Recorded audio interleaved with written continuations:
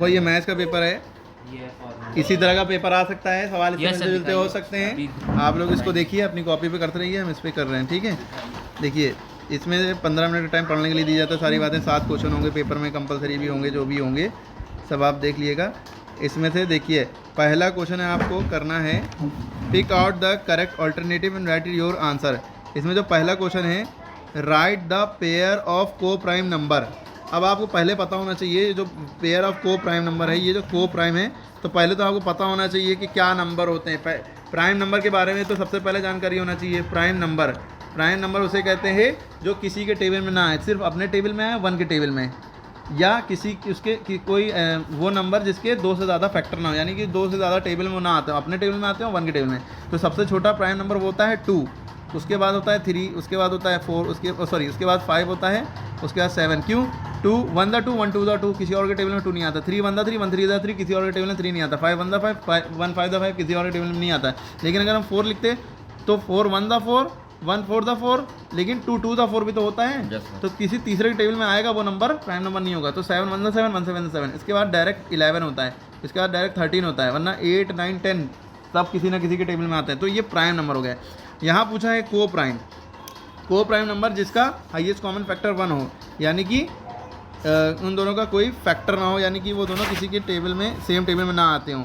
तो देखिए अगर हम इसको देखें तो ये दोनों 7 के टेबल में आता है। 7 1 7 7 2 14 7 5 35, तो ये प्राइम नंबर नहीं हुए।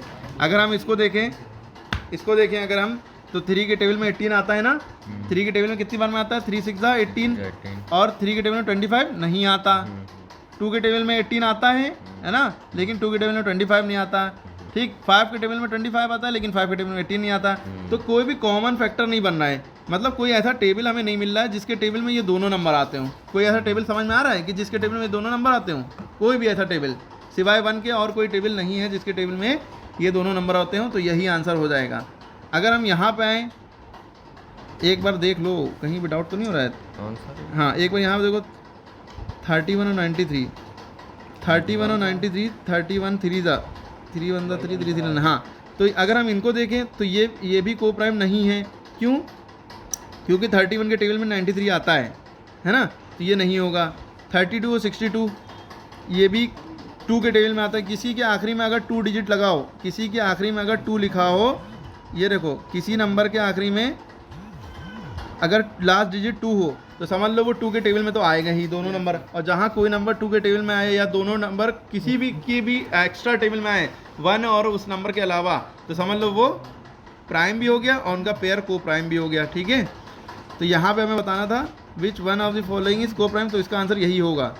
ये भी नहीं होगा, ये भी नहीं होगा, ये भी नहीं होगा। ठीक है, क्यों नहीं होगा? हमने बताया कि ये 7 के टेबल में दोनों आते हैं। ये 31 के टेबल में 31 1 31 31 3 93, ये 2 के टेबल में 2 16 32, और 2 3 6 2 1 2 2 31 62। ठीक है, तो ये दोनों, तो यही आंसर हो जाएगा। तो को प्राइम वाला समझ में आ गया मामला। आगे बढ़ते हैं। अच्छा, कंपोजिट नंबर क्या होते हैं? जो प्राइम नंबर के उल्टे होते हैं, जो 2 से ज़्यादा टेबल में हो। सबसे छोटा कंपोजिट नंबर 4 होता है। कंपोजिट नंबर सबसे छोटा 4 होता है। होल नंबर क्या होता है? 0 शुरू होते हैं। नेचुरल नंबर क्या होते हैं? 1 से शुरू होते हैं। प्राइम नंबर क्या होते हैं? जो किसी के टेबल में आता हो, अपने टेबल में आता हो, 1 के टेबल में आता हो। ठीक है, इवन नंबर क्या होता है? जो 2 के टेबल में आता हो। ऑड नंबर क्या होता है? जो 2 के टेबल में ना आता हो या 2 से डिविजिबल ना हो, वो ऑड नंबर हो, यानी कि 3 का टेबल समझ लो ऑड नंबर होता है। ठीक है, तीसरा को प्राइम था। ठीक है, अगला क्वेश्चन आपके सामने है product of roots of the equation. Product of roots of the equation, देखिए ये भी इंपॉर्टेंट है। अगर यहाँ पे लिख के आता सम ऑफ रूट तो सवाल अलग हो जाता, सम ऑफ रूट सा कहता तो अलग हो जाता। यहाँ पे कहाँ है प्रोडक्ट रूट, हम दोनों ही बता देते हैं। तो product of root of the equation जब भी पूछा जाए तो आप सबसे पहले क्या करिए, जो एक्स स्क्वायर के साथ वाला नंबर होता है उसको ए कहते हैं, और जो एक्स के साथ वाला नंबर होता है उसको बी कहते हैं। और जो इसके बाद कोई नंबर लिखा हो, जैसे यहाँ पे लिखा होता 3x² - 4x लिखा है, यहाँ पे मान लो +5 लिखा होता, तो ये सी मान लिया जाता। ये क्या मान लिया जाता? सी। लेकिन यहाँ सी की वैल्यू क्या है? 0 है, सी है ही नहीं, है ना। ये RHS में तो 0 होता ही, इससे कोई फ़र्क नहीं पड़ता। तो हमारे पास ए की वैल्यू क्या है? 3 हो गई, और बी की वैल्यू क्या है? -4 हो गए ना ये। ठीक है, हमें निकालना है product of root. Product of root का फॉर्मूला होता है अल्फ़ा इंटू बीटा बराबर C/A। अल्फ़ा इंटू बीटा बराबर C/A। तो सी की वैल्यू भाई 0 है, सी तो हमें दिख ही नहीं रहा, यानी कि सी उसे कहते हैं कॉन्स्टेंट को। एक्स के साथ यहाँ x² के साथ लगाएं, या एक्स के साथ लगाएं, तो x² के साथ जो लगा वो ए होता है, ये ए हो गया। एक्स के साथ जो लगा था वो बी होता है। ठीक, तो हमने नोट किया सी की वैल्यू दी नहीं, तो सी की जगह हमने 0 लिखा और ए की जगह पे क्या है 3, तो 0/3। पूरी मैथ में अगर ऊपर वाला 0 है, नीचे वाला कोई भी नंबर है तो आंसर 0 आता है। पूरी मैथ में अगर ऊपर वाला 0 है फ्रैक्शन में और नीचे कोई नंबर है तो आंसर 0 आएगा। लेकिन पूरी मैथ में अगर ऊपर वाला कोई भी नंबर है, नीचे वाला 0 है तो आंसर इन्फिनिटी आता है। ठीक है, इन्फिनिटी यानी कोई लिमिट नहीं, अनलिमिटेड या कुछ भी करो, समंदर कुछ भी करो। ठीक है, तो यहाँ पे हमारा ऊपर 0 आ रहा है ना, नीचे कोई भी नंबर, तो आंसर हमारा 0 आएगा, तो आंसर हमारा ये हो गया। ठीक है, लेकिन अगर यहीं पे कह देता कि अगर हमें यहाँ पे कह देता सम ऑफ रूट निकालो, क्या कहता सम ऑफ रूट निकालो, तो सम ऑफ रूट का फॉर्मूला होता है एस बराबर अल्फ़ा प्लस बीटा बराबर माइनस बी अपॉन ए, माइनस बी अपॉन ए, माइनस बी यानी कि एक्स के साथ जो होता है वो बी होता है। लेकिन हमने देखा माइनस माइनस तो ये फॉर्मूले का हो गया और यहाँ बी में पहले से माइनस लगा है, तो ये हमें ऐसे लगाना पड़ेगा, माइनस बी की वैल्यू ऐसे लिखनी पड़ेगी, -4 अपॉन ए की वैल्यू क्या है 3। ठीक, तो हमारे पास क्या हो गया माइनस माइनस प्लस 4/3, तो हमारा आंसर आता है 4/3 ये। तो इसीलिए कंफ्यूज करने के लिए ऐसा ऑप्शन भी दिया है कि अगर किसी को सम ऑफ रूट का फॉर्मूला याद हो, कंफ्यूजन हो प्रोडक्ट ऑफ रूट और सम ऑफ रूट के फॉर्मूले में, तो वो जल्दी से ये वाला फॉर्मूला लगाए और उसको दिखा अरे 4/3 दिख रहा है, यही वाला होगा, और वो उसको अंडा मिल जाएगा। ठीक है, समझ में आई बात। तो सम ऑफ रूट का अलग फॉर्मूला याद रखिए, प्रोडक्ट ऑफ रूट का अलग फॉर्मूला याद रखिए। और कोई क्वेश्चन ऐसा आ जाएगा कि आपको क्वेश्चन लिखा होगा फॉर्म ए क्वाड्रेटिक इक्वेशन, क्या लिखा होगा question, form a quadratic equation. अगर क्वेश्चन लिख के आए क्वाड्रेटिक इक्वेशन फॉर्म करो, क्वाड्रेटिक इक्वेशन किसे कहते हैं, जिसकी हाईएस्ट पावर 2 हो, यानी कि उसमें सबसे बड़ी जो पावर होगी वो 2 होगी, डिग्री यानी कि 2, हाईएस्ट पावर यानी कि डिग्री 2 हो। ठीक है, तो वो हो जाता है क्वाड्रेटिक इक्वेशन। क्लियर है, कहा गया फॉर्म है क्वाड्रेटिक इक्वेशन, हमने बताया ना हाईएस्ट पावर क्वाड्रेटिक इक्वेशन इसे कहते हैं। क्वाड्रेटिक इक्वेशन किसे कहते हैं, जिसकी हाईएस्ट पावर 2 हो, मतलब जो भी नंबर लिखा है उसकी हाईएस्ट पावर, जैसे हमने लिखा 3x³ प्लस 4x⁴ है ना प्लस z, तो यहाँ पे सबसे हाईएस्ट पावर 4 दिख रही है। तो हमें तो क्वाड्रेटिक इक्वेशन की लॉजिक पता है, क्वाड्रेटिक इक्वेशन जब होगी जब हाईएस्ट पावर 2 हो, सबसे बड़ी पावर 2 हो। यहाँ तो सबसे बड़ी पावर 4 है, तो क्वाड्रेटिक इक्वेशन नहीं है। ठीक, सबसे बड़ी पावर क्या होनी चाहिए 2। तो ये तो एक अलग क्वेश्चन हो गया सब पहचानने के बाद। अगर हमें कहा form and quadratic equation, quadratic equation बताओ और रूट्स दिए हो, पहला रूट दे दिया हो 3, दूसरा रूट दे दिया हो 4, तो हमारे पास क्वाड्रेटिक इक्वेशन जब भी बनाना हो तो इसका फॉर्मूला होता है x² - sx + p बराबर 0। अब ये जो s है इसी को कहते हैं सम ऑफ रूट। तो सम ऑफ रूट यानी कि इन दोनों का सम कर लो। सम ऑफ रूट का फॉर्मूला क्या होता है, alpha plus beta minus b upon a, वैसे करा था ना। यहाँ पे जब रूट पहले से दे दिए जाएंगे तो सम ऑफ रूट का फॉर्मूला लगेगा, यानी इन दोनों को प्लस कर दो, 3 + 4, तो यहाँ हो गया 7। और प्रोडक्ट रूट का फॉर्मूला होता है, यानी इन दोनों को मल्टीप्लाई कर दो, 3 × 4, 3 × 4 = 12 हो गया। ठीक, तो p की जगह जहाँ p लिखा है वहाँ 3 लिख दो, जहाँ s लिखा है वहाँ 7 लिख दो। यहाँ s की जगह 7 लिख दिया। समझो जब रूट्स दिए होंगे तो सम ऑफ रूट यानी कि जोड़ लो, सम माने जोड़ना है, SUM सम, प्रोडक्ट माने मल्टीप्लाई करना होता है, यानी कि प्रोडक्ट कर लिया मल्टीप्लाई कर लिया, फिर आ गया। तो अभी हमने ये बताया भाई, जब भी आपको क्वाड्रेटिक इक्वेशन फॉर्म करनी हो x² - sx + p बराबर 0, तो x² यहाँ भी है, सम ऑफ रूट मान लो, एक 3 हमने माना था, एक 4 माना था, तो सम ऑफ रूट इसका 7 हो गया, प्रोडक्ट ऑफ रूट इसका 12 हो जाएगा मल्टीप्लाई, तो s की जगह पे हम 7x लिख देंगे, प्रोडक्ट ऑफ रूट 3 × 4 = 12 हो गया। ठीक है, ये हमारी इक्वेशन हो गई। जब इस तरह का है, जब हमें सम ऑफ रूट जब हमें क्या करना हो क्वाड्रेटिक इक्वेशन फॉर्म करनी है, तो इस तरह से करके हम जो रूट दिए होंगे, ये रूट दिए हुए हैं, तो रूट को एक बार सम कर लेंगे यानी जोड़ लेंगे और एक बार मल्टीप्लाई करेंगे। जोड़ा तो 7 है, मल्टीप्लाई करा तो 12 आया। s की जगह 7 लिख दिया, प्रोडक्ट की जगह मल्टीप्लाई की जगह प्रोडक्ट को मल्टीप्लाई करते हैं तो 12 लिख दिया, ठीक, खत्म हो जाएगा इस तरह सवाल। ठीक है, उसके बाद देखिए, उसके बाद अगला सवाल है आपका प्रॉपर्टीज़ ऑफ सिमिलर ट्रायंगुलर। ठीक है, ये सवाल देखिए, प्रॉपर्टीज ऑफ सिमिलर ट्रायंगुलर। तो सिमिलर ट्रायंगल इसे कहते हैं जैसे एक जैसे दो ट्रायंगल बने हैं, ठीक है, इनके एंगल भी करस्पॉन्डिंग एंगल भी इक्वल होंगे और करस्पॉन्डिंग साइड भी इक्वल होंगी, तो हम its corresponding sides are proportional, its corresponding angle are proportional, both 1 और 2 हो जाएगा। ठीक है, तो इसका दोनों वाला आंसर हो गया। ठीक, क्लियर होगी बात। इसके बाद अगला सवाल है इंपोर्टेड सवाल है, value of cos 60, cos 30, sin 60, sin 30। अब बताओ cos 60 की वैल्यू क्या होती है, इनकी वैल्यू सॉल्व करके निकालना है। cos 60 की वैल्यू बताओ क्या होती है, cos 60 की होती है 1/2, है ना। cos 30 की होती है √3/2, क्योंकि sin 30 की √3/2, sin 60 की √3/2 होती है। वो जो sin 30 की होती है वो जो sin 60 की होती है वो cos 30 की होती है, और जो sin 30 की होती है वो cos 60 की होती है। माइनस sin 60 की होगी √3/2 इंटू, अब यहाँ पे जब भी ये जो है इन लोग के बीच में मल्टीप्लाई छुपा होता है, ठीक है, तो sin 30 की वैल्यू क्या होगी 1/2। ठीक, अब हम इसको जब सॉल्व करेंगे तो √3 बनता, √3 ऊपर मल्टीप्लाई हो गया, 2 × 2 = 4 नीचे मल्टीप्लाई हो गया। ठीक है, √3 बनता √3 और 2 × 2 = 4। ठीक, √3/4 माइनस √3/4 सेम नंबर है तो प्लस, एक का साइन प्लस एक का साइन माइनस, 0 कट जाएगा, 0 बचेगा। जैसा आंसर जीरो आ गया साहब समझ। ठीक है, इसके बाद देखिए तो इसका आंसर क्या हो गया, 0। पिटोगे लग रहा है तुम्हें, सर आ गया, भूख समझ लगी है गया। तुम्हें, रोजे में मार की भूख लगी है। समझ विच गया। One is not a central tendency, ये बहुत इंपॉर्टेंट क्वेश्चन है, कई बोर्ड एग्जाम में आया है। सर, समझ में आ गया। ठीक है, कई बोर्ड एग्जाम में आया है। तो हाँ क्या हुआ, which one is central tendency, इसमें से क्या नहीं है।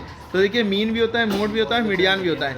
नॉट पूछा है तो आप स्टैंडर्ड लगा देंगे, ठीक है, ये नहीं होता है। ठीक है, तो आंसर इसका हो जाएगा ये, नॉट पूछा है तो यही हो जाएगा। ठीक है, अब इसमें एक रिलेशन भी पूछा जाता है जो बहुत इंपॉर्टेंट रिलेशन है, वो बहुत इंपॉर्टेंट फार्मूला है। वो फार्मूला क्या है, इन्हीं तीनों का रिलेशन है, mean median mode, median minus 2 mean, 3 median या 3 मीडियन माइनस 2 मीन, ये मोड का फॉर्मूला है। मोड का क्या फॉर्मूला होता है, 3 मीडियन माइनस 2 मीन, ये फॉर्मूला याद रखो, इस पर 100% एक सवाल आ सकता है। ठीक है, अगर मोड की वैल्यू निकालनी हो तो ये जो मीडियन की वैल्यू दी है उसको 3 से मल्टीप्लाई करना, और जो मीन की वैल्यू दी है उसको 2 से मल्टीप्लाई करना, और दोनों को सब्ट्रैक्ट कर लेना। अगर मीन की वैल्यू निकालनी हो तो 3 मीडियन को उधर माइनस में भेज देना, और ये इधर माइनस भी लग रहा है कि बाद में सॉल्व कर लेना फर्दर। मीडियन की वैल्यू निकालनी हो तो इसको उधर भेज देना माइनस में। ठीक है, आना चाहिए जो हमने लॉजिक बताई है।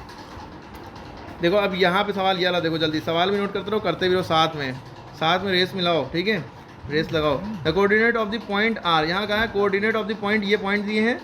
The coordinate of the mid point of the line joining this point will be mid point. तो पहले तो मिड पॉइंट की वैल्यू, मिड पॉइंट का मतलब क्या होता है, पहले जो जब भी इस तरह का सवाल हो तो आप क्या करेंगे, जो पॉइंट दिए होंगे इसमें जो पहला वाला पॉइंट होता है, जब भी 2 पॉइंट दिए हो तो ये जो पहला वाला होता है इसको हम x1 मानते हैं, इसको y1 मानते हैं, इसको x2 मानते हैं, इसको y2 मानते हैं। ठीक, जब भी मिड पॉइंट आपको लिखा देगा तो आपका वो हो जाता है फॉर्मूला, मिड पॉइंट का फॉर्मूला होता है, मिड पॉइंट का x1 प्लस x2/2, ठीक, और y1 प्लस y2/2। x1 की वैल्यू भाई क्या है, -8, तो -8 प्लस x2 की वैल्यू क्या है, 0/2। y1 की वैल्यू क्या है, 0 प्लस y2 की वैल्यू क्या है, -8/2। तो -8 प्लस यहाँ पे, अब इसको जो है यहाँ पे जगह नहीं बची, कहाँ पे सॉल्व करें, इधर सॉल्व कर दे रहे हैं। -8 प्लस 0, हमने कहा था 0 में कुछ भी ऐड करो तो वही आ जाता है। तो -8/2 का -8/2 ही बचा, 2 × 2 2 4 8 आ गया -4, इधर तो -4 बचा। अब इसका क्या है, माइनस प्लस माइनस मतलब उससे कोई फर्क नहीं पड़ता, 0 में 8 ऐड करो या 0 में 8 घटाओ, -8 ही बचेगा क्योंकि 8 का साइन माइनस है, वही लगा रहेगा। ठीक, 2 4 8, इसका भी क्या आ गया, -4। तो यानी कि -4, -4 कहीं पे है आंसर, ये है -4, -4। ठीक है, अगला सवाल है, इम्पोर्टेंट सवाल है याला भी, find the discriminant and nature of the root of the equation. देखिए ये बहुत इंपॉर्टेंट सवाल है, डिस्क्रिमिनेंट निकालना है। जैसे ही आपको डिस्क्रिमिनेंट लिखा दिखे तो आपके मन में ये फॉर्मूला आ जाना चाहिए। जब भी डिस्क्रिमिनेंट निकालना हो, ऑब्जेक्टिव में भी ये क्वेश्चन आ सकता है, ऑब्जेक्टिव में भी ये क्वेश्चन आ सकता है कि डिस्क्रिमिनेंट निकालना होगा। ठीक है, तो डिस्क्रिमिनेंट का फॉर्मूला होता है D बराबर B² - 4AC। क्या फॉर्मूला होता है, b बराबर B² - 4AC। ठीक है, b की वैल्यू क्या होती है, देखो पहली बात जो x² के साथ लगा होता है वो a होता है, यानी कि a की वैल्यू हमारी 2 हो गई। जो x के साथ लगा होता है वो b होता है, b की वैल्यू हमारी -4 होगी क्योंकि ये b वाला टर्म माइनस में है। और c की वैल्यू क्या आ गई हमारी 3 होगी। ठीक है, तो हमने b की वैल्यू क्या है भाई, -4 है, तो -4 का स्क्वायर -4 इंटू, ये तो 4 तो फॉर्मूले का हो गया, 4 a और c तीनों के बीच में मल्टीप्लाई, तो a की वैल्यू क्या है 2, ठीक है, इंटू c की वैल्यू क्या है 3, तो -4 का स्क्वायर हो गया 16, -4 2 8 3 24, 16 में से 24 गया, उल्टा है ना, 24 में 16 जाता है तो 8 बचता, लेकिन 16 में से 24 गएगा तो -8 बचेगा 8, लेकिन माइनस का बचेगा। क्लियर होगी बात भाई। आप लोग को पास होने के लिए पता है प्रैक्टिकल, जैसे 30 नंबर का प्रैक्टिकल होता है तो 30 में कितने चाहिए होंगे, प्रैक्टिकल में अलग पास होना है, थ्योरी में अलग पास होना है। तो ये ना सोचना कि पास होंगे भाई, 23 नंबर थ्योरी में चाहिए होंगे, प्रैक्टिकल में 9 से ऊपर 9 या 10 नंबर प्रैक्टिकल में चाहिए होंगे, 23 नंबर थ्योरी में। यानी कि जो मैथ के जो ये पेपर में 23 नंबर पाने ही पाने, वरना फेल हो जाओगे।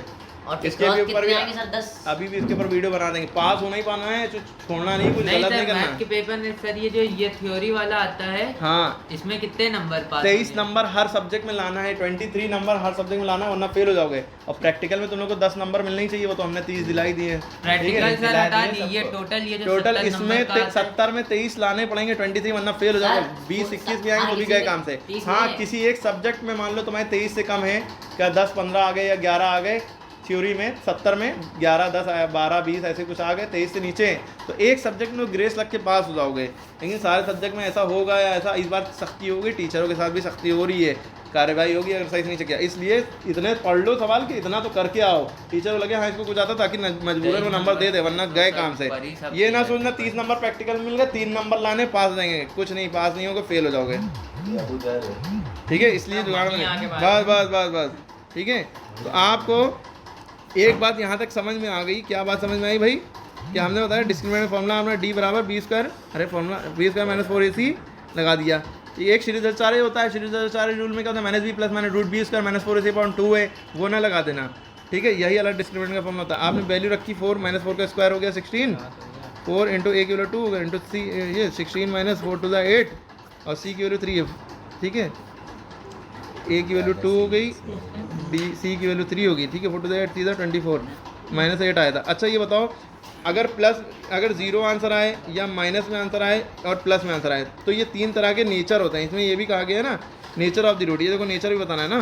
तो 0 आंसर आए तब क्या होगा, प्लस में आए तो हमने बताया कि भाई नेचर जब बताना होगा तो जब आंसर में देखिए माइनस आ रहा है, तो आंसर में जब माइनस आ रहा है तो आप इसका नेचर लिखेंगे नो रियल रूट। क्या नेचर लिखेंगे? No real root. ये आपकी बुक में लिखा है, लेकिन आप ये भी लिख सकते हैं इमेजिनरी रूट। क्या लिखेंगे? इमेजिनरी, या इमेजिनरी माने माइनस में हो, रूट -1 की वैल्यू आइटा वगैरह वो, लेकिन आप ये नो रियल रूट लिखिएगा। ठीक है, लेकिन अगर आपका मान लिया आंसर ये आ रहा होता, अरे इसको ऐसे करना है कुछ, आंसर मान लिया आपका ये आ रहा होता कि आंसर आता +8, क्या आ रहा होता +8, तो आप आंसर लिखते कि रियल एंड इक्वल। क्या लिखते? Real and equal, sorry unequal लिखते, रियल एंड अनइक्वल। ठीक है, अगर आपका आंसर आ रहा होता 0, यानी डिस्क्रिमिनेंट का आंसर 0 आ रहा होता, तो आप ये लिखते रियल एंड इक्वल। क्या लिखते? Real and equal.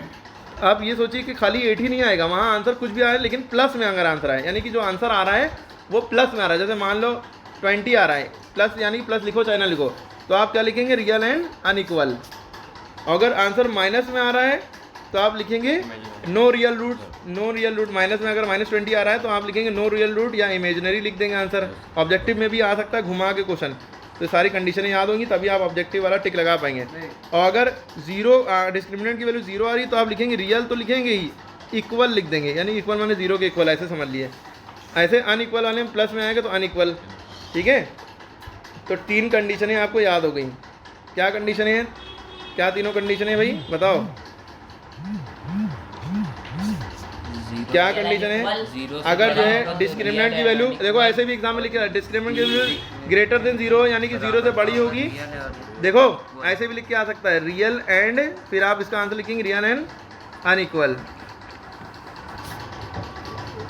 ठीक है, डिस्क्रिमिनेंट की वैल्यू ग्रेटर देन 0 होगी तो रियल एंड अनइक्वल। डिस्क्रिमिनेंट की वैल्यू लेस देन 0 यानी कि डी की वैल्यू 0 छोटी, डी की तरफ कोना है ना, तो जिसकी तरफ कोना हो यानी वो चीज़ छोटी, तो डी की वैल्यू अगर 0 से छोटी होगी इसका मतलब होगा नो रियल रूट। क्या लिखेंगे? No real root. ठीक है, यानी कि इमेजिनरी रूट भी कह सकते हैं इसको। अगर डी की वैल्यू 0 के बराबर आ गई तो आप आंसर लिखेंगे रियल एंड इक्वल। ठीक है, रियल एंड इक्वल रूट्स। ठीक है, क्लियर होगी बात? ये आपको याद रखना, ऑब्जेक्टिव में ऐसे ही लिख के आ सकता है, तो आपको ये वाला टिक लगाना होगा, ये लिख के आएगा तो ये टिक लगाना होगा। ठीक है, क्लियर होगी बात? आगे बढ़ते हैं, एक ही क्वेश्चन में कई क्वेश्चन क्लियर करा रहे हैं। ठीक है, अगला क्वेश्चन देखिए, इफ़ 15 cot a बराबर 8 then find the value of sin a sec a। ये मोस्ट इंपॉर्टेंट है, इस तरह के क्वेश्चन जरूर आएंगे ट्रिग्नोमेट्री के। क्वेश्चन उतारिए, साथ में करते चलिए, रेस लगाइए, हमसे पहले करिए, आप तो समझा रहे हैं बच्चों को। ठीक है, क्या क्वेश्चन है भाई? अरे जब भी इस तरह क्वेश्चन हो, कोई भी वैल्यू दी हो, 15 cot a बराबर 8, तो आप जो 15 इंटू cot a समझ ली लिखा है, ये बराबर 8 लिखा है, आपको कॉट ए की वैल्यू पहले निकालनी है। 15 जो मल्टीप्लाई में चीज़ होती है वो नीचे चली जाती है नंबर के, तो यानी कि हमारे पास आ जाएगा कॉट ए बराबर 8/15। अरे कम बोलो, 8/15 हो गया। ठीक, अब आपको जैसे ही यहाँ तक पता चले, आपको तो साइन ए की और सेक ए की वैल्यू निकालनी है, इनको वो भी है ना। तो आपको ये कॉट ए की वैल्यू 8/15 दी है, तो आपको फॉर्मूला पता है पंडित बद्री प्रसाद अपॉन हरे हर बोल, है ना। ये साइन थीटा का फॉर्मूला होता है, ये कॉस थीटा का होता है, ये टैन थीटा का होता है। और आपको पता है जो टैन थीटा का होता है इसका उल्टा कॉट थीटा का होता है, यानी कि perpendicular upon base tan theta होता है, तो base upon perpendicular cot theta होगा, यानी कि बेस ऊपर परपेंडिकुलर नीचे। तो कॉट थीटा यहाँ पर निकला है ना, यानी कि ये बेस की वैल्यू होगी, ये परपेंडिकुलर की वैल्यू होगी। तो हम अगर हम डायग्राम यू बना लें, यू ट्रायंगल बना लें, तो बेस की वैल्यू हमें दिख रही है 8, यानी नीचे वाला हमें 8 दिख रहा है, परपेंडिकुलर की वैल्यू 15 दिख रही है। तो पाइथागोरस थ्योरम लगा के हाइपोटेन्यूज निकाल लेंगे। तो पाइथागोरस थ्योरम की हमने एक ट्रिक भी बताई हुई है आपको। देखिए इसका शायद आना चाहिए 7, नहीं इसका आना चाहिए, कितना आएगा। पाइथागोरस थ्योरम ऐसे आप लगाते हैं पहले, वैसे अभी हम ट्रिक भी बता देंगे। पाइथागोरस थ्योरम होती है h² बराबर p² प्लस b², है ना। h कहते हैं ये सबसे लंबी वाली लाइन को, हाइपोटेन्यूज को, इसकी वैल्यू निकालनी है। परपेंडिकुलर में 15 दिया, तो परपेंडिकुलर यानी 15 का स्क्वायर, बेस हमें दिया है 8 का स्क्वायर, ठीक है। ठीक, तो 15 का स्क्वायर 225 होता है, 8 का स्क्वायर 64 होता है, तो 4 5 9 6 2 8 289, यानी कि आ जाएगा 17। स्क्वायर रूट h स्क्वायर बराबर ये आया, तो स्क्वायर उधर जाता है, रूट बन जाता है, तो 289 का स्क्वायर रूट 17 होता है, यानी कि ये आ जाएगा 17।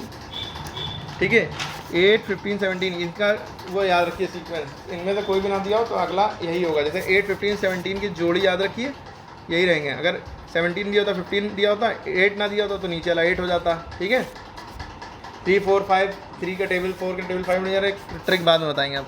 तो आपको हाइपोटेन्यूज पता चल गया, आपको निकालना क्या है, साइन थीटा। अब आप साइन थीटा का फॉर्मूला लगाएंगे, साइन ए का फॉर्मूला होता है परपेंडिकुलर अपॉन हाइपोटेन्यूज। परपेंडिकुलर की वैल्यू गई 15 हो गई, हाइपोटेन्यूज की वैल्यू आपको 17 दिख गई, तो साइन थीटा की वैल्यू भाई आ गई 15/17। अब आपको सेक थीटा निकालना है, तो सेक थीटा हम यहाँ पर निकाल दे रहे हैं। सेक थीटा का फॉर्मूला होता है, सेक थीटा का फॉर्मूला, कॉस थीटा का फॉर्मूला क्या होता है, base upon hypotenuse. Sec theta का फॉर्मूला हो जाएगा हाइपोटेन्यूज अपॉन बेस, उसका उल्टा। ठीक, हाइपोटेन्यूज की वैल्यू 17 हो गई, अरे हाइपोटेन्यूज की वैल्यू 17 हो गई, और बेस की वैल्यू आपको दिख रही है 8, तो 17/8। तो बस यही दोनों आपको निकालने के लिए कितना झमेला करना पड़ा पूरा। ठीक है, क्लियर होगी बात, तो आप देख लीजिएगा। और रही बात ट्रिक की, कही तो ट्रिक बता दें, रहन दी वरना सवाल। हाँ, ये जो पाइथागोरस थ्योरम लगती है 3 4 5 के कॉन्सेप्ट पर रहती है। अगर बेस 3 है, परपेंडिकुलर 4 है, हाइपोटेन्यूज अपने आप 5 होगा। ठीक, और इन्हीं के मल्टीपल निकालिए, 3 2 6 4 2 8 5 3 15। अगर 6 होगा, ये 8 होगा, तो ये 15 होगा। ठीक है, 3 3 9 4 3 12 5 3 15, नहीं यहाँ पे 5 to the 10 हो जाएगा, है ना, जो पहले वाले केस में। अब 5 to the 15 दूसरे वाले केस में 9 12 15, लेकिन अभी ऊपर से जाएगा आपके, रहन दिए। उसके बाद अगला सवाल है, सर अभी तो बताना है, कब बताएंगे? क्या देखो, हम ये बता रहे थे, एरिया ऑफ 2 सिमिलर ट्रायंगल आज ये दिया है और ये दिया है, सेंटीमीटर स्क्वायर। रेशियो निकालना है बिटवीन करस्पॉन्डिंग साइड। तो जब भी इस तरह का दिया हो, कोई सिमिलर ट्रायंगल के 2 ट्रायंगल एरिया दिया हो, तो आप फॉर्मूला लगाइएगा A1/A2 बराबर AB² अपॉन PQ², ऐसे लिख सकते हैं या। ठीक, A1/A2 की वैल्यू दी है, A1 की वैल्यू भाई दी है 121, A2 की वैल्यू दी है 289, और AB² अपॉन AQ² की वैल्यू निकालना है। ठीक, तो AB², ये जो स्क्वायर है इधर जाएगा, रूट बन जाएगा, यानी कि हम इधर कर दे रहे हैं, इसके बाद वाले यहाँ जगह कम है, इधर कर दे रहे हैं। तो AB² की वैल्यू क्या आ जाएगी, AB बराबर √121। ठीक है, इसी तरह AQ की वैल्यू क्या आ जाएगी, या BQ या PQ की वैल्यू क्या आ जाएगी, √289, यानी कि जो इधर वाला है, इधर वाला रूट लग जाएगा 289, यानी कि इधर ये जो स्क्वायर लगे ना, इधर वाले स्क्वायर लगे थे, ये स्क्वायर उधर जाके इसको रूट बना देंगे, इसके ऊपर ये स्क्वायर इधर जाएंगे, रूट बन जाएंगे, ये पता ही है आपको। तो आपके पास क्या आ गया, AB/PQ की वैल्यू क्या आ जाएगी, आपको इतनी मैथ आना चाहिए कि √121 11 का स्क्वायर होता है, स्क्वायर रूट होता है, और 289 किसका स्क्वायर होता है, 17 का। तो आपका आंसर आ जाएगा 11/17। आपको ये बेस तो पता होना चाहिए कि ये 11 का स्क्वायर 121 होता है और 17 का स्क्वायर 256, 16 का होता है, 12 का 144 होता है, 13 का 169 होता है। ये सारी बातें याद होना चाहिए, ठीक है, कर लिया। इसके बाद देखिए अगला सवाल, बस ये फॉर्मूला याद रखिएगा कि जो एरिया होते हैं वो दोनों साइड के स्क्वायर के बराबर होते हैं, ठीक है, क्लियर होगी। अगला पार्ट देखिए, अगला सवाल देखिए, इंपॉर्टेंट सवाल है। In a certain distribution mean mode are this, यानी ये मीन दिया है, ये मोड दिया है रेस्पेक्टिवली, मतलब लाइन से, यानी मीन ये है और मोड ये है। फाइंड द मीडियन निकालना है। तो हमने अभी आपको एक रिलेशन बताया था, मोड इज इक्वल टू, चुप रहो, 3 मीडियन माइनस 2 मीन, ये हमने बताया था। अब आप वैल्यू पुटअप कर दिए। देखिए मीन की वैल्यू क्या दी है 16, तो जहाँ पे मीन दिया है वहाँ पे 16 लिख दिया, लेकिन मीन से पहले 2 भी है, ये 2 यहाँ लिख दिया, मीन की वैल्यू ये लिख दी, माइनस ये लगा दिया। अब मीडियन आपको निकालना है, क्या निकालना है, मीडियन निकालना है। तो 3 मीडियन की जगह 3 मीडियन लिखा रहने दिया, ठीक है। और मोड की वैल्यू देखिए आपको दी है, मोड की वैल्यू 13 दी है, तो मोड की जगह पे 13 दिया, ठीक है, मोड की जगह पे 13 लिख दिया। तो यहाँ पे 13 लिखा रहा, माइनस 3 मीडियन यहाँ पे लिखा रहा, इक्वल टू 3 मीडियन लिखा रहा, माइनस में नहीं सॉरी 16 टू द 32 ये हो गया, ठीक। अब ये माइनस 32 उधर जाएगा, प्लस 32 हो जाएगा, तो यानी कि 13 प्लस 32 बराबर 3 मीडियन, ठीक है। 13 प्लस 32 कितना हो गया, यहाँ पे कर देते हैं 32 10 42 45 40 3 5 45 बराबर 3 मीडियन है ना, यहाँ पे ये 3 मीडियन, ठीक है 45। अब ये जो 3 है ये नीचे चला जाएगा 45 के, यहाँ पे बचेगा मीडियन, 3 1 3 3 1 3 3 5 15, तो मीडियन की वैल्यू क्या आ गई 15, ठीक है, क्लियर होगी बात। अगर मोड निकालने को आता तो डायरेक्ट बस मीडियन में मीन की वैल्यू रखी होती, वैल्यू पुटअप करके सॉल्व कर लेते, ठीक है, क्लियर होगी बात। अब इसको वीडियो बार बार पॉज करके रिपीट करिएगा, बार बार देखिए तो समझ में आएगा। उसके बाद देखिए ये क्वेश्चन बहुत इंपॉर्टेंट है, इस तरह का एक क्वेश्चन 100% आ सकता है। Prove that √3 is the irrational number, क्या प्रूव करना है, √3 आपकी बुक में जो है, आपकी बुक में ऐसे किया जाता है, √3 को पहले रेशनल नंबर माना P/Q के फॉर्म में है ना, फिर ऑन स्क्वायरिंग बोथ साइड करी, ठीक, तो यहाँ हो जाता है ऑन स्क्वायरिंग जब बोथ साइड करेंगे तो इधर से रूट हट जाता है, इधर बचता है P²/Q², फिर Q² को इधर पे जाता है 3Q² हो जाता है बराबर P², फिर P बराबर हम 2m मान लेते हैं, तो 2m यानी कि 2m का स्क्वायर करेंगे, 3Q² बराबर 2m², फिर फलाना धमाका करके 2Q² यानी 4m के स्क्वायर के बराबर हो गया, ठीक है। तो यहाँ पे हम लिख देते हैं ये डिविजिबल बाय 2 है, डिविजिबल बाय 2 नहीं, फर्दर ऑन तो इसमें कंट्रोवर्सी हो जाती है। क्या कंट्रोवर्सी हो जाती है कि कुल मिला के ये √3 इरेशनल नंबर प्रूव हो जाता है। √3 is not a rational number, क्योंकि वो P/Q की फॉर्म में नहीं आ पा रहा है, तो it is a irrational number, ये लिख देंगे इट इज़ अ इरेशनल। तो आप चाहे याला मेथड लगाइए चाहे मेरा मेथड लगाइए, उसके लिए आपको वो आना चाहिए square root by division method. आप क्या करेंगे, रूट भाई यहाँ पे आपके पास क्या लिखा है, √3 की वैल्यू निकालनी है, ठीक है, तो आप क्या करिए याला रिवीजन मेथड लगाइए, 3 का रूट स्क्वायर रूट ऑफ 3 निकालिए। स्क्वायर रूट ऑफ 3 आपको ऐसे निकालना है, 1 1 1 इसमें ऐड किया, यहाँ पे 2 हो गया, 3 में से किया 2 बचा, ठीक, यहाँ पॉइंट लगाया, यहाँ भी डबल ज़ीरो बढ़ा, यहाँ भी डबल ज़ीरो बढ़ा, ठीक। अब यहाँ पे अगर हम 4 लिखते हैं तो यहाँ पे भी 4 लिखा, 7 लिखेंगे यहाँ पे 7, ठीक है, 7 इसमें जोड़ देंगे, जो यहाँ पे लिखेंगे वहीं यहाँ पे लिखेंगे, ठीक, और यहाँ पे उसी से ऐड करेंगे, 7 7 14 2 1 3, ठीक है, 7 7 द 49 का 9 होगा, 7 2 द 14 और 14 4 18 189 आ जाएगा, ठीक। तीसरा फिर 10 में से 9 गया, बचा 1, इधर बचा 9 में से 8 गया, बचा 1, ठीक है, पॉइंट लगा डबल ज़ीरो बढ़ेगा, इसमें बस हर बार डबल ज़ीरो बढ़ता है, यहाँ पे डबल ज़ीरो बढ़ेगा, ठीक। फिर आपकी बात यहाँ पे 3 ऐड करेंगे, तो 3 इधर 3 3 6 4 3 है ना, 3 4 यहाँ पे भी 3, जो यहाँ लिखेंगे वहीं यहाँ पे लिखेंगे, 173, ठीक है, 3 3 6 18 3 4 12 13 3 9 10, ठीक है, ऐसे है। फिर यहाँ पे बचा 10 में से 8 गया, 2 बचा, यहाँ 9 में 3 गया 6 बचा। बहुत से बच्चों को समझ में नहीं आ रहा होगा, हमें पता है, लेकिन समझते रहिए। फिर ये आगे तो कुल मिला के यह ऐसे ही होता जाएगा, ख़त्म नहीं होगा। तो इसका आंसर 1.732 ऐसे ही बढ़ता जा रहा है, ठीक है। तो नॉन टर्मिनेटिंग है और नॉन रिकरिंग है। जब नॉन रिकरिंग होता है यानी कि रिपीट नहीं हो रहा है और हर बार टर्मिनेट भी नहीं हो रहा, ख़त्म नहीं हो रहा, डिवाइड ख़त्म नहीं हो रहा, चलता चला जा रहा है, तो ये इरेशनल नंबर है। ऐसे यहाँ तक लिख के इरेशनल नंबर पूरे लिख देंगे, ठीक है। अभी थोड़ा और आगे भी करिएगा इसमें, क्लियर है। तो आपको यहाँ तक समझ में नहीं आएगा, आई होप।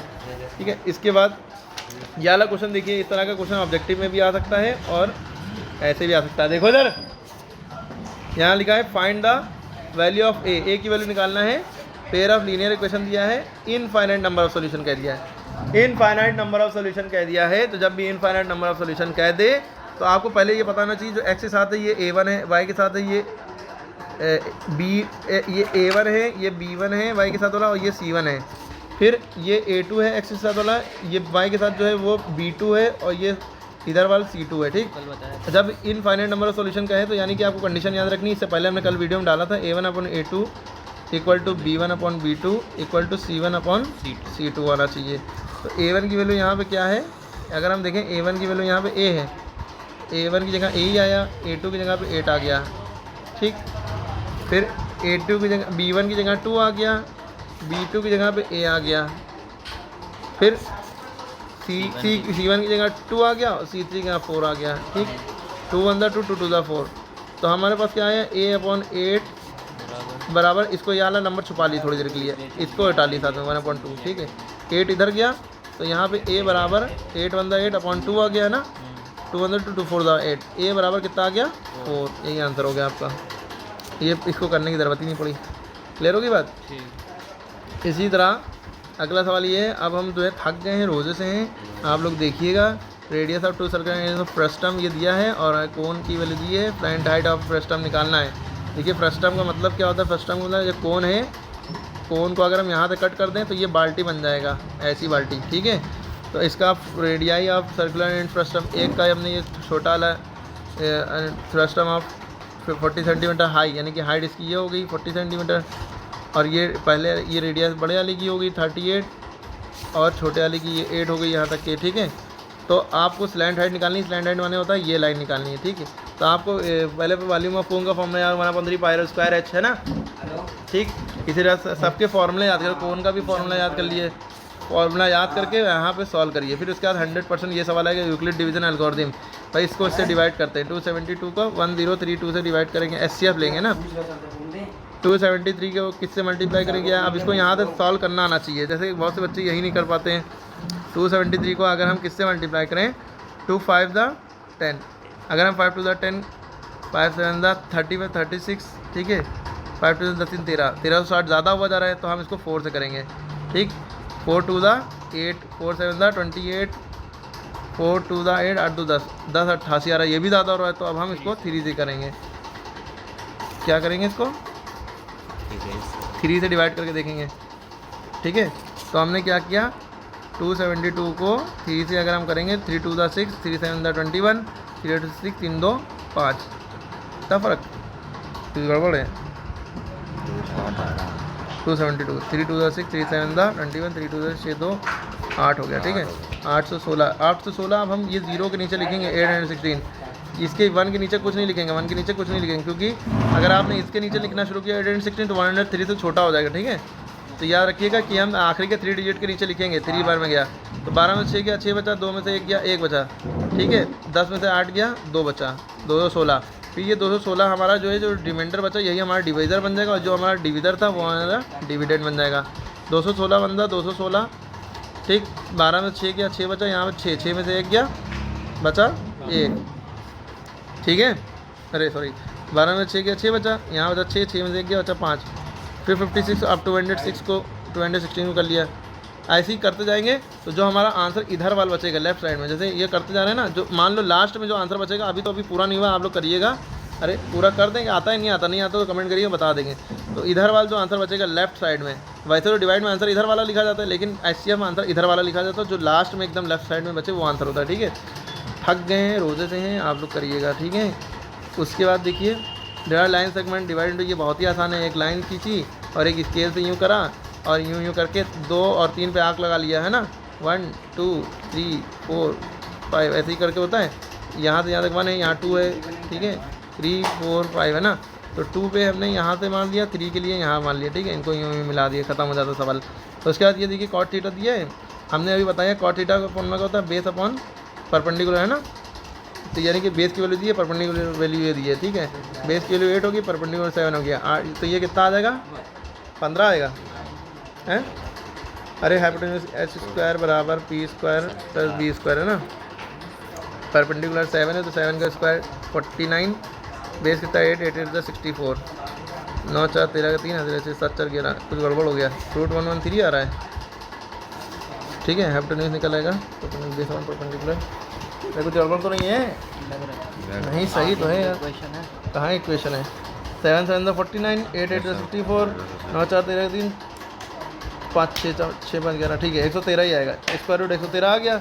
फिर उसके बाद जब आपका 113 आ गया SCF और हाइपोटेन्यूज आपका 113 आ गया, परपेंडिकुलर आपका 8 है और बेस आपका 7 है। आपको साइन थीटा निकालना है।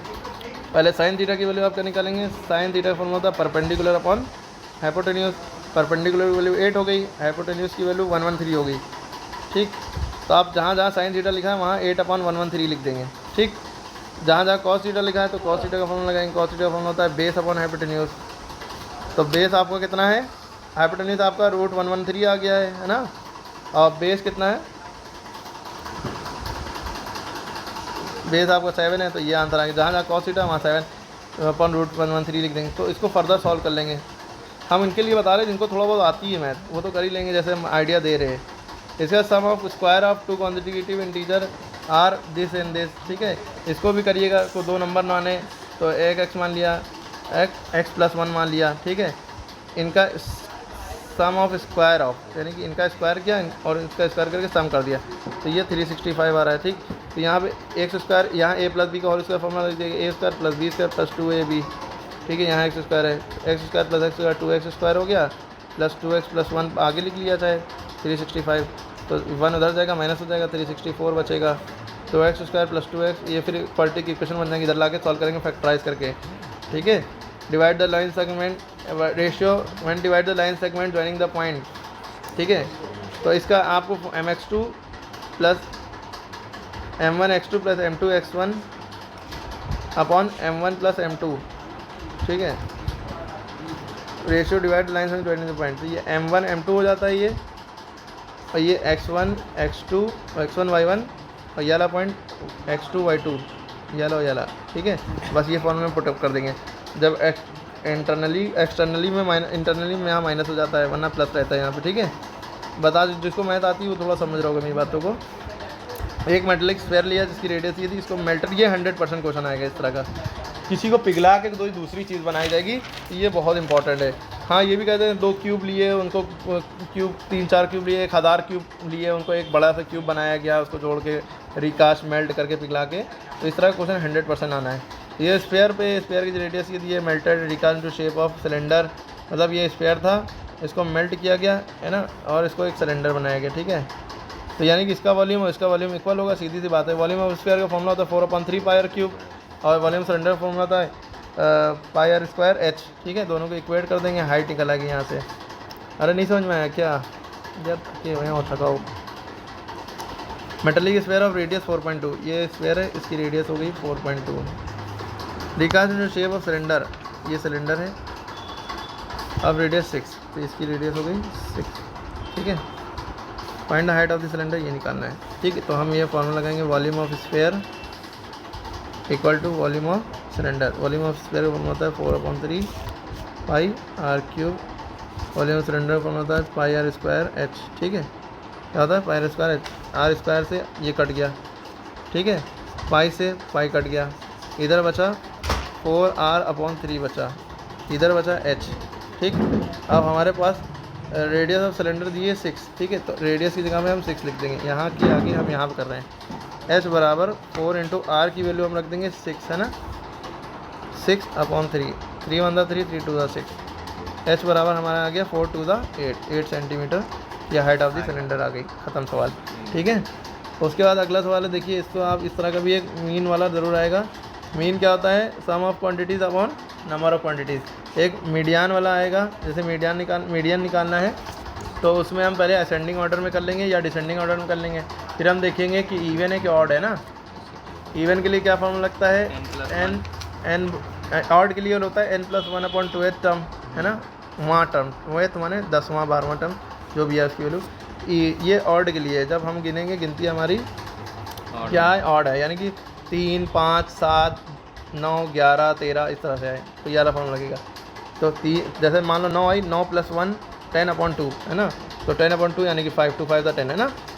इसी तरह इवन आएगा तो उसके लिए फॉर्मूला क्या होता है, n/2 th term plus n/2 + 1th term upon 2, ठीक है। ये फॉर्मूला लगेगा किसके लिए, इवन के लिए, ये ऑड के लिए। फॉर्मूला याद रखिएगा, जो भी वैल्यू दी हो, इवन मतलब जैसे मान लो 10 वैल्यू दी है तो 10/2 रखेंगे, 2 5 = 10 प्लस 10/2 + 1 ऐसे करके कर लेंगे, ठीक है। Difference between the square of two number is this, यानी कि दो नंबरों के स्क्वायर का बीच का डिफरेंस ये है, x² अरे आप करिएगा x - y को x² - y² = 180, the square of 100। देख लीजिए, इसको दिमाग नहीं काम करे, जल्दी में। इस तरह ये इंपॉर्टेंट क्वेश्चन है, पाई से कट जाता है। Consider tangent with circle of radius, ठीक है, ये ला। और सर्वे वाज कंडक्टेड, और ये देखिए सर्वे है, मीडियन हाइट निकालनी, सॉल्व द इक्वेशन। हाँ, एक हमारा दिल कह रहा है कि क्रॉस मल्टीप्लिकेशन मेथड पे आपको सॉल्व करने को आ सकता है इक्वेशन, क्योंकि हम देख रहे हैं ICSE बोर्ड में वगैरह में, CMS LPS में भी क्रॉस मल्टीप्लिकेशन पे दे दिया था। या उसका फॉर्मूला होता है x1 b1 c2 - b2 c1, ठीक है, बराबर y/c1 a2 c1 × a2 - a2 c1, ठीक है। यहाँ पे मल्टीप्लाई होता है, यहाँ पे माइनस होता है, ठीक है, equal to z/a1 b2 - 3 a3 c 8 b2 a1, ठीक है। इस तरह से 12 21 12 21 12 21 b के बाद c आया, c के बाद a आया, b के बाद c आया, b के बाद c आएगा यहाँ पे। मतलब देख लिएगा फॉर्मूला बुक में, वैसे सही है, हमने लिखा है लगभग, ठीक है। इस तरह से ये हो गया, वरना अगर इससे ना आए तो ये इस मेथड पे आ सकता है सॉल्व करने को, लीनियर इक्वेशन फॉर्म में करने को। आपको 3 तरह के मेथड होते हैं इसमें, cross multiplication method, elimination method और सब्स्टिट्यूशन मेथड। तीनों ही आसान है। एलिमिनेशन और सब्स्टिट्यूशन भी आसान होता है, लेकिन बच्चे कंफ्यूज होते हैं, तो एलिमिनेशन करें। और क्रॉस मल्टीप्लिकेशन में फॉर्मूला याद रखना पड़ता है, वो भी कर सकते हैं, ठीक है। Sum of reciprocal of Rahman age is 3 years ago and father, ये देख लिया, क्वेश्चन इंपॉर्टेंट है ये बहुत।